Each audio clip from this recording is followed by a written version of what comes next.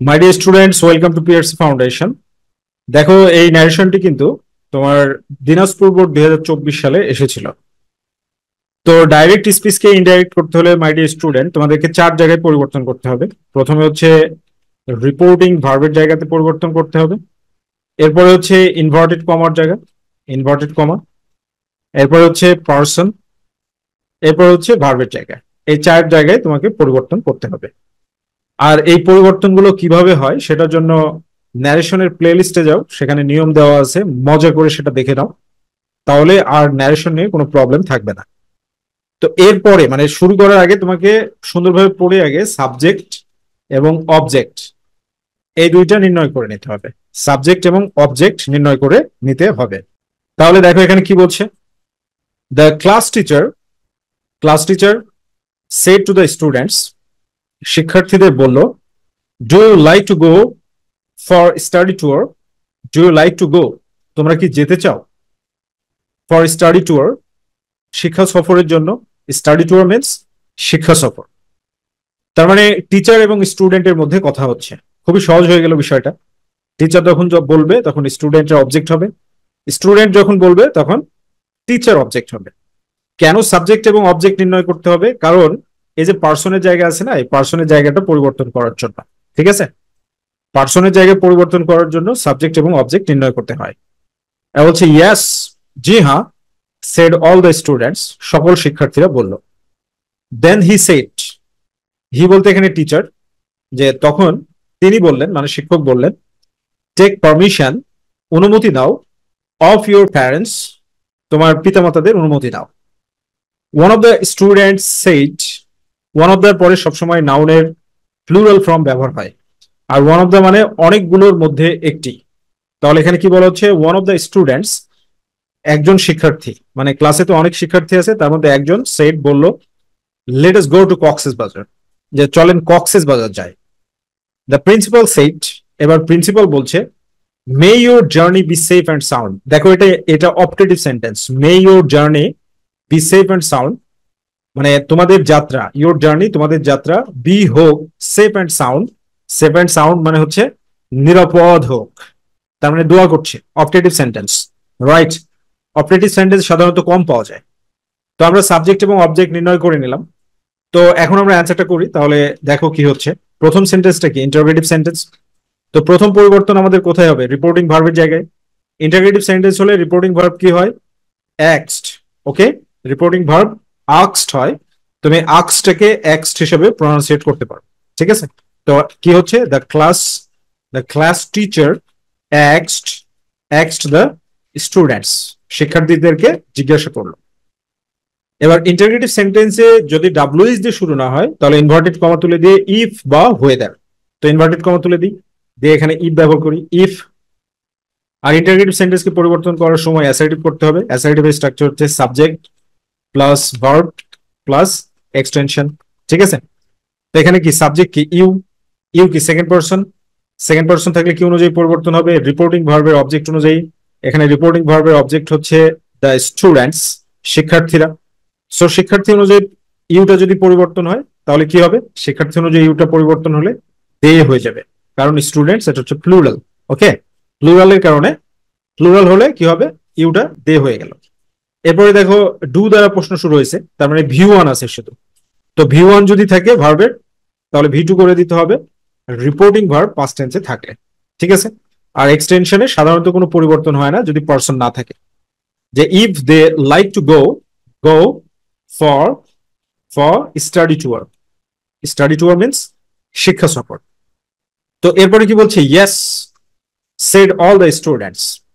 তো এইটাকে তুমি দুইভাবে করতে পারো। ঠিক আছে, দুইভাবে কিভাবে? ইয়েস থাকলে তো রিপ্লাইড অ্যাফার্মেটিভলি, সেটা তো আছেই। তো তুমি এইভাবে বলতে পারো যে all all the students, all the students replied affirmatively, affirmatively. এরপর আসলে দেখো ইয়েস আছে মানে কি? ইয়েস মানে ইয়েস উই উড লাইক। ঠিক আছে, তো এই পর্যন্ত রাখলেও তোমরা মার্কস পাবে। All the students replied affirmatively. তবে এটাকে ভাঙলে যে বিষয়টা হয় সেটা হচ্ছে মূলত তারা বলছে yes we we would like to go for study tour. ঠিক আছে, ইয়েস, এটা এটা তুমি উই ডু, মানে এরকমও হতে পারে। তো ঠিক আছে, এই পর্যন্তই রাখো, এত জটিলতায় যাওয়া দরকার নেই। এরপরে দেখো কি বলছে, দেন হি সেড, হি মানে কি teacher, take take permission of your parents, তোমার পিতামাতাদের অনুমতি নাও। তাহলে শিক্ষক এখানে পরামর্শ দিচ্ছে, এবং এটা কোন প্রকারের সেন্টেন্স? Imperative sentence. তো ইম্পারেটিভ সেন্টেন্স দ্বারা পরামর্শ বুঝাইলে রিপোর্টিং ভার্ব কি হবে? রিপোর্টিং ভার্ব অ্যাডভাইস হবে। ঠিক আছে, তাহলে দেন এর কোনো পরিবর্তন হবে না। দেন হি মানে টিচার, দেন হি অ্যাডভাইসড, তারপরে ইনভার্টেড কমা দিল দিয়ে টু বসাতে হবে, টু, তারপরে টু এর পরে ভি ওয়ান, টেক পারমিশন, পারমিশনই হলো অফ, তাহলে ইউর আছে, ইউর কি সেকেন্ড পার্সন থাকলে কি অনুযায়ী পরিবর্তন হবে? রিপোর্টিং ভার্বের অবজেক্ট অনুযায়ী। তো টিচার যখন কথা বলবে তখন রিপোর্টিং ভার্বের অবজেক্ট কি? স্টুডেন্টস। তো স্টুডেন্টস অনুযায়ী কি হবে? ইউরটা দেয়ার হয়ে যাবে, দেয়ার, দেয়ার প্যারেন্টস, দেয়ার প্যারেন্টস হয়ে গেল। এবারে one of the student said, let's go to Cox's Bazar. Let's go to Cox's Bazar মানে কক্সবাজার যাই, চলেন। তো এখানে ওয়ান অফ দ্য স্টুডেন্ট কি প্রস্তাব দিচ্ছে। যখন ইম্পারেটিভ সেন্টেন্সটা দ্বারা প্রস্তাব বুঝাবে তখন reporting verb suggested or proposed. ঠিক আছে, তাহলে এখানে আমরা কি করব? ওয়ান অফ দ্য স্টুডেন্টস, একজন শিক্ষার্থী। তো তুমি বলতে পারো প্রপোজড ইনভার্টেড কমা তুলে দিয়ে দ্যাট, এরপর কি আস আছে। তো আস যদি থাকে তাহলে কি হবে? ঠিক আছে, one of the students proposed that, us আছে, তাহলে থার্ড পার্সনে অনুযায়ী দে হবে। তো দে, এরপরে কি should, they should go to Cox's Bazar, they should go to Cox's Bazar, that means Cox's Bazar. Okay, কারণ তুমি যখন কক্সবাজার যাবে না, তখন কক্সবাজার শুনতে পাবে না, বলবে হক্সবাজার। ওকে, তো এরপরে কি বলছে, যেমন কক্সবাজারের লোকেরা, ওই অঞ্চলের লোকেরা কিন্তু কোনোদিন বলতে পারে না হনুদিন। ঠিক আছে, এইরকম, এই জন্য কক্সবাজার না হয়ে হয় হক্সবাজার। দ্য প্রিন্সিপাল সেইড, প্রিন্সিপাল বলছে মে your journey be safe and sound, তাহলে দোয়া করছে স্টুডেন্টের জন্য। তো যদি অপারেটিভ সেন্টেন্স দ্বারা দোয়া করা বোঝায় তাহলে প্রে বা উইশ। ঠিক আছে, তো প্রে বা উইশ ব্যবহার করতে হবে। তো আমরা এখানে উইশ ব্যবহার করব। The principal the principal wished, inverted comma তুলে দিয়ে দ্যাট, তাহলে ইউর আছে, ইউর মানে কি? ইউর থাকলে রিপোর্টিং ভার্বের অবজেক্ট অনুযায়ী, তো প্রিন্সিপাল বললে স্টুডেন্টস অবজেক্ট হবে, দ্যাট দেয়ার দেয়ার জার্নি, তাহলে মে আছে might be safe and sound. খুব সহজ, একেবারে পরিশ্রম ছাড়া যদি তুমি ইংরেজি শিখতে চাও, বস হতে চাও, একবারে গ্যারান্টি দিয়ে বলছি, আমরা প্রতিদিন অনলাইন আমাদের পেড ব্যাচে 2 ঘন্টা ইংরেজিতে লাইভ জুম ক্লাস নেই, যেখানে ফ্রি হ্যান্ড রাইটিং শেখাই আমরা প্রতিদিন। গ্রামারে তুমি modifier, sentence connector, narration, what ever যত টপিক আছে সবগুলো প্রতিদিনের ক্লাস হয়।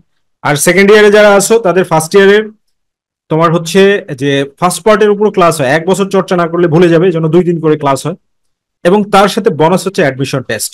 So we ensure your career, এই জন্য আমাদের অনলাইন পেড ব্যাচে ভর্তি হওয়ার জন্য স্ক্রিনে দেখানো নাম্বারে ফোন দেওয়ার মাধ্যমে যোগাযোগ করতে পারো। ঠিক আছে, ইটস ইউর টার্ন, তোমার ব্যাপার, তুমি কি করবে? তুমি শিখতে চাও না শিখতে চাও না? তুমি ক্যারিয়ার বিল্ড আপ করতে চাও না করতে চাও না? অনেক চমৎকার ভাবে ফ্রেজ ওয়াইজ ট্রান্সলেশন করে ভেঙে ভেঙে শেখানো হয়।